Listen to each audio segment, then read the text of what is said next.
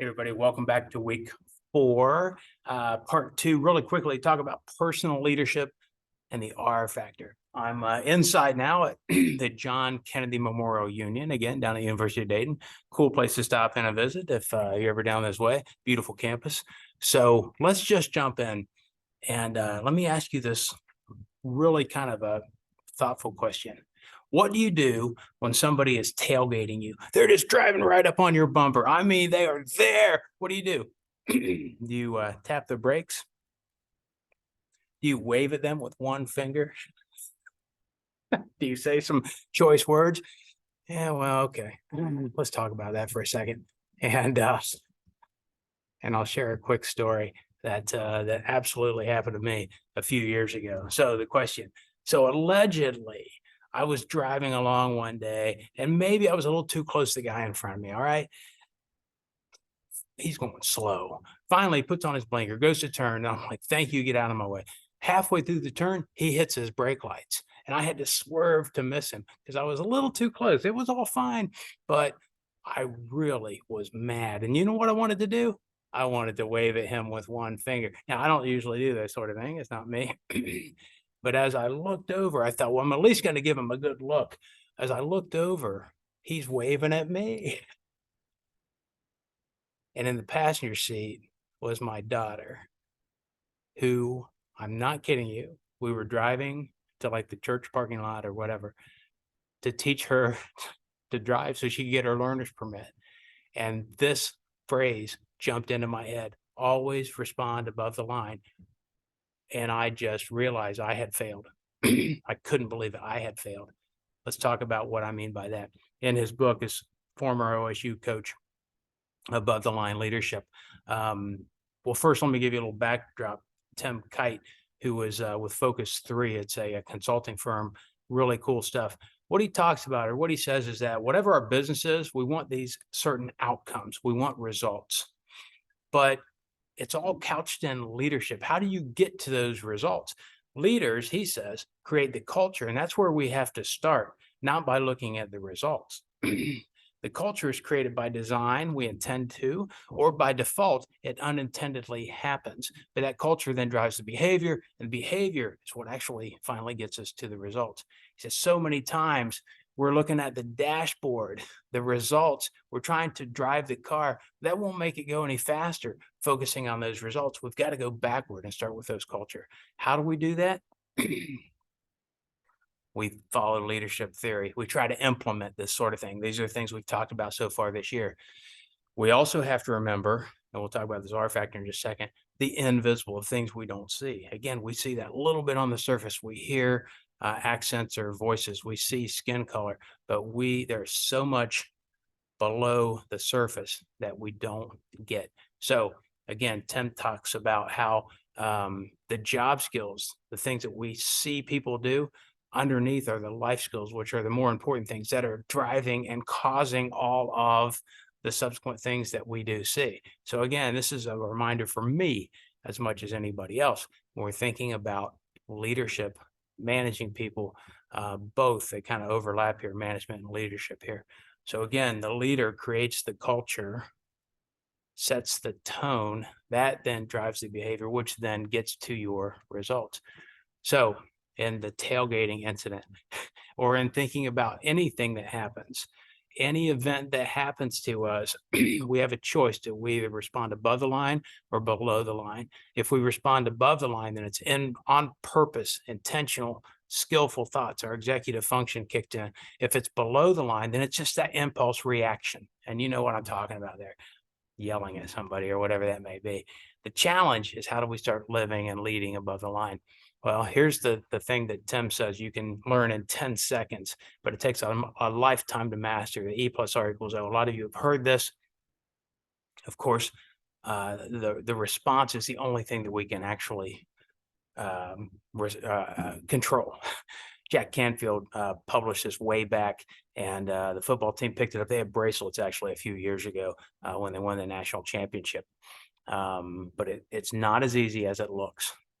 The key question is, what does the situation require of me? So an event, every day, every hour, events are happening to us every minute.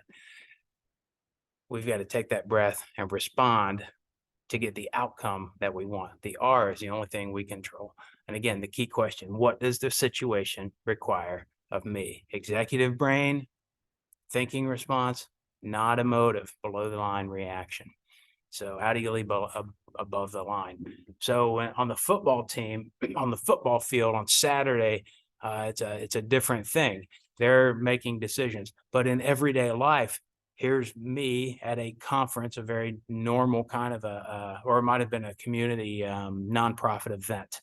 So it's one of my extension events. You see the flip charts, the speaker, so we have to make the decisions every day in our lives. It's not just about football teams or the big events that may be happening, but it's the everyday parts of our job. Here's how the book outlines that you do it.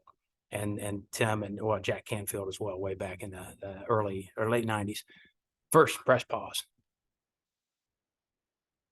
That's the only one I ever remember. The other ones are written down there, but the only one I've ever had to use in my life is to press pause. When I was tailgating that guy, if I would have pressed pause and thought he might be worried about something, he might be trying to get to a doctor's appointment, he might be, who knows why he's going slow, but a doctor's appointment he doesn't want to go to because of a diagnosis, who knows? But I didn't press pause. I was in my own mind of what I wanted to get done, helping my daughter learn how to drive. I set a horrible example. So if you just press pause, you can learn the rest of those, but you never need to. That one's the only thing you need to slow down and think. Get your mind in the productive state. Step up to now, win the moment. Those kind of happen subsequently if you press pause. Get great at mental change. What do I need to do personally? And then remember that your R is an E for others. I'm going to emphasize that in just a second. And then lastly, you're building skills, because when you do this, you're growing beyond your talent. This is probably the most important thing I'll say all semester in a class on leadership, a graduate level course on leadership. Your response creates an event for somebody else. Unbelievably powerful. Pause and just think about that. Okay. Challenge next time you're confronted with an event, what will be your reaction? No, what will be your response? Yes. Every process technology change, there's something new I have to learn. Every leadership touch point, customer service, sales, interaction, these are all events. And how we respond to them makes all the difference in the world.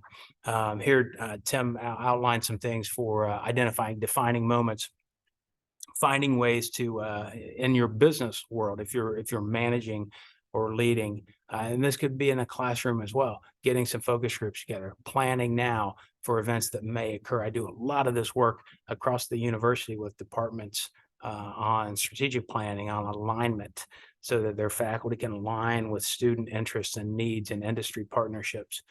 Clarifying those outcomes. Again, this is kind of a planning function. If you've taken 7230, the planning class, it's really good. Give you some thinking on that.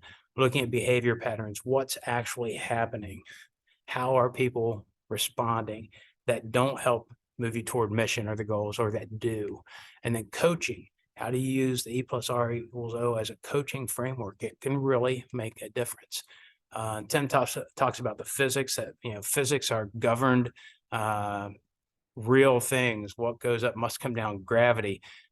He says E+R=O is like physics. It's permanent, it's universal, and it's always true. And I have not found that to be wrong. So a couple of the detailed points that a lot of times you don't get. It will never fail. The simplicity is overwhelming. People think they kind of know it after just listening once or twice. But again, I've known this, I've taught this, and yet I failed when I was taking my daughter to learn how to drive. It will free your time, because it will help you understand how the world works and make better decisions. And you'll actually have more time if you can deploy tools like this. Oh, I just mentioned number 5. Remembering that you don't control the outcomes, but you do control the qualities of your response. So some other detail in there, take a second, pause, read this, or just download the PowerPoint slides. The bottom line is that success is not determined by the situations you experience, the events that come at us every day, but it's determined how we choose to manage the R, the response. And notice that's a choice. Good stuff. Homework. How will you respond the next time somebody's tailgating you? Great question for pondering. All right. Thanks so much. Have a great